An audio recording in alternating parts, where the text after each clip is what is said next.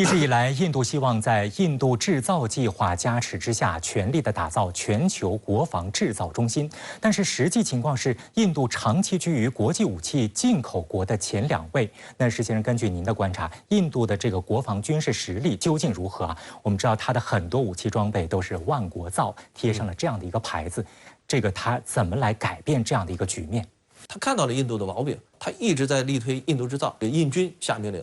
你必须采购印度自己生产的武器装备。所以呢，我们看到最典型的一个代表就是 LCA 光辉战斗机，明明呢这玩意儿呢印度空军都看不上，但是呢莫迪啊就是以强推，印度空军呢现在就得采购100多架，又加了80架，这样一来的话呢就200架了。印度的武器必须是印度军队啊从国内采购，否则的话你要从外边采购的话，不比钱嘛，所以呢，他是以强制的手段，他去推这种的，国内的制造，让印度能够呢去，逐渐的扭转完全依赖国外先进武器的这种情况嘛。那像国外他去采购啊，这都是些大件儿，印度一时半会儿解决不了的，先进战斗机，常规潜艇，还有呢就是像航空母舰，以及呢先进的大型水面舰艇等等。那这些玩意儿呢，印度没办法，那还是该买还得买，该依赖国外的还得依赖。但是啊，他在不断的要求国外，我买你的可以，你必须得给我提供的技术的转让。这样一来的话，能够看出莫迪还是有雄心壮志的。在近日举行的第17届斋普尔文学节上，美驻印大使埃里克·加塞蒂宣称，印度是四方安全对话的驾驶员，而美国则是副驾驶，主要负责纠正方向。他指出，四方安全对话强大而稳定，优于联合国等多边机构，可以成为全世界的模范。而且表示，当前四方安全对话成员虽然同床异梦，但是也并非空谈。成员国正在半导体、人工智能、太空等领域加强合作。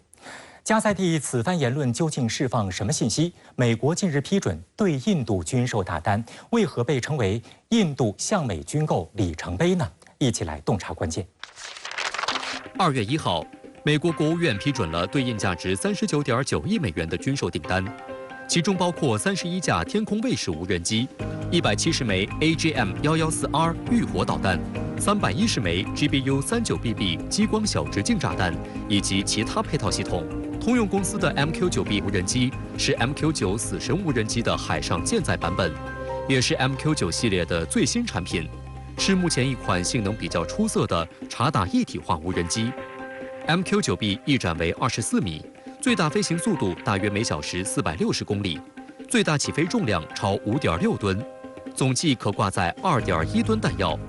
在续航上 ，MQ-9B 的滞空时间达到惊人的40小时，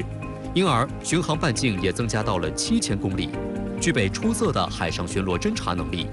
根据美国海军官网的说法，MQ-9B 是第一个可提供多域情报、监视、侦察的无人机。它可以搜索海洋表面和水面以下目标，把实时传感器数据直接传递给舰队，将数据送到岸基指挥和情报中心。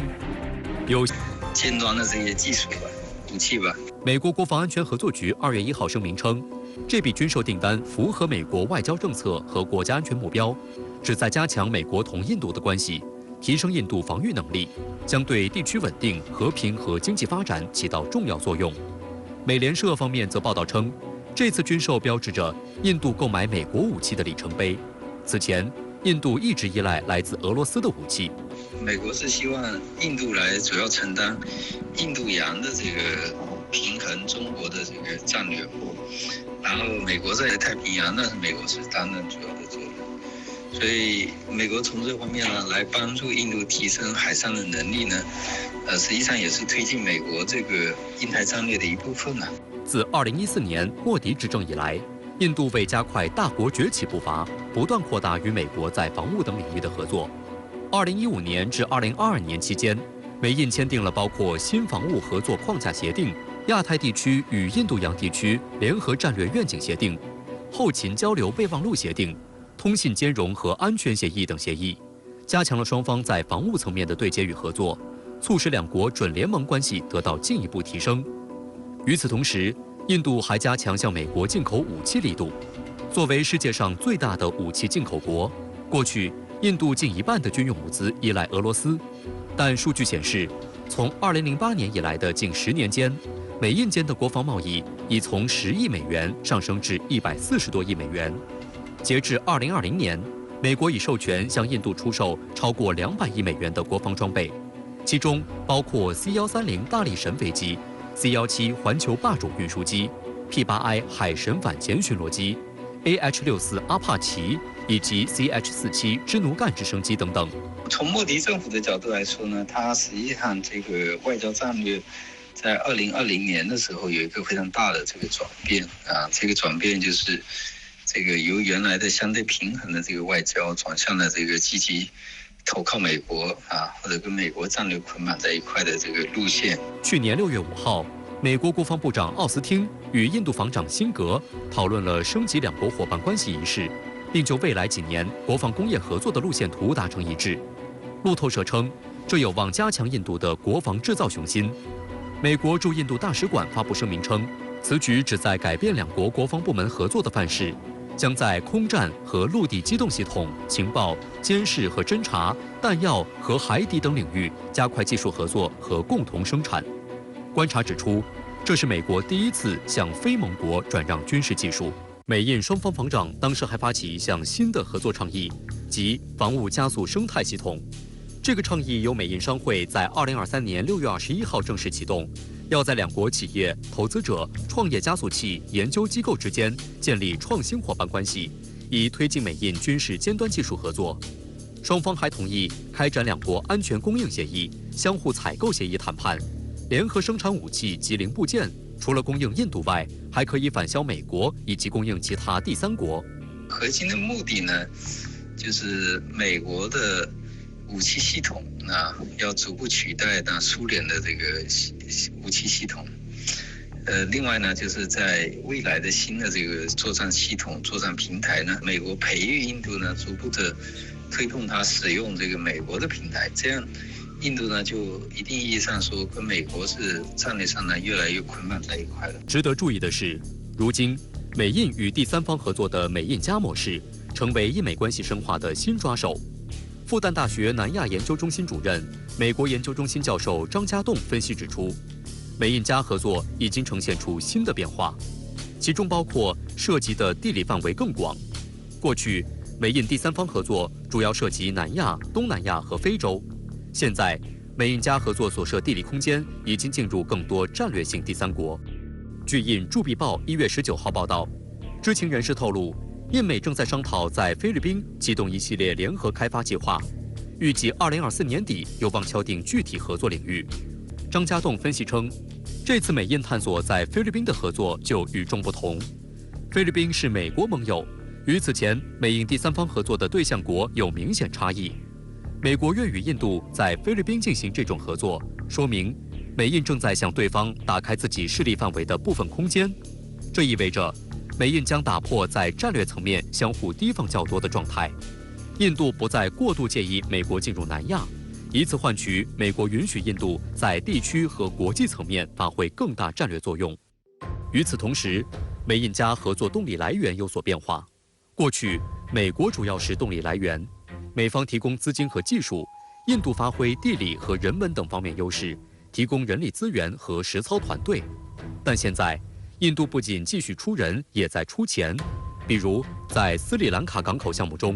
印度企业也将注入大量资金。这说明，印度参与美印加第三方合作的意愿和能力都在增强。去年11月，美国政府机构国际开发金融公司宣布将向斯里兰卡科伦坡港一个集装箱码头项目提供数亿美元融资。斯里兰卡科伦坡的西集装箱码头是一座深水港口码头，而该项目是由印度阿达尼港口公司牵头。据美媒《纽约时报》称，阿达尼港口公司隶属于与莫迪有密切关系的企业集团阿达尼集团。《华尔街日报》曾报道称，阿达尼集团的老板阿达尼通过与莫迪政府的密切合作，打造了自己的商业帝国，并一度成为全球第2大富豪。但这也不代表美印之间就能心心相印。去年 G20 峰会期间，莫迪邀请拜登出席今年印度共和国日，拜登却以国内事务为由婉拒。莫迪再次以举办美日印澳四方安全对话峰会为由邀请，日本首相岸田文雄和澳大利亚总理阿尔巴尼斯都答应出席，唯独拜登又一次回绝，理由是要忙于2024年美国大选。这导致原定于1月26号举行的四方安全对话最终因4缺1取消，新的会议日期迟迟未能确定。实际上，这个被称为印太小北约的组织本来被美印寄予厚望，希望能在亚太地区大展拳脚。然而，自成立以来，四方召开会议的次数屈指可数，更难提有何实质性成果。有美媒就指出，四方安全对话重点和目的一直无法确定，各方的阐述不尽相同，身份在联盟、组织、对话机制和倡议之间摇摆不定，看起来更像是一个松散的伙伴关系。日前，美国国务院批准向印度出售31架 MQ-9B 天空卫士无人机，这笔合同总价值约合39.9亿美元的订单，被美联社称作标志着印度购买美国武器的里程碑。那石洪先生，根据您的了解，这一批 MQ-9B 无人机它的性能怎样？对于印度提升在海上的侦察和打击能力有着怎样的作用？美国呢给印度这次出售的 MQ-9B 里边是有武器的，那么这一批 MQ-9B 啊，印度将来呢是很显然要把这一大部分啊是派在印巴边境地区的，利用它的长航时，以及呢高空活动的这种优势去进行侦察监视活动。因为呢印度一直认为啊，在高原山地，它去进行侦察监视能力比较差，你要靠人爬山越岭的话，那印度呢在高原地区啊，它就需要部署大量的军队，战略机动性能特别之差，人员呢活动范围呢又比较小的。但是这种无人机呢就不一样了 ，MQ-9B 呢，它飞行高度呢是在1万米以上啊，活动范围呢就更大了，半径可以达几千公里啊，所以呢它可以对大范围。那如果我不飞大范围，我就在一个相对小的区域啊，我可以一天24小时待在天上然后不断的去进行盘旋。那么你地面上的一举一动啊，它都可以呢进行有效的监控。而且美国呢，这个家伙呀也确实挺坏的，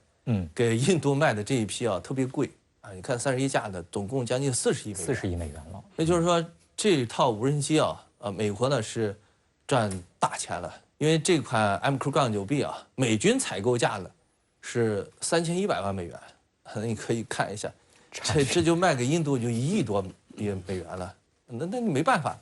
谁让你自己生产不了？那你只能是在这儿去挨美国这一刀嘛。对所以这次美国人说是印度军购的一个里程碑但是对印度来说可能心里边也是挺有苦水的，也就是又给美国军火商呢送一笔钱。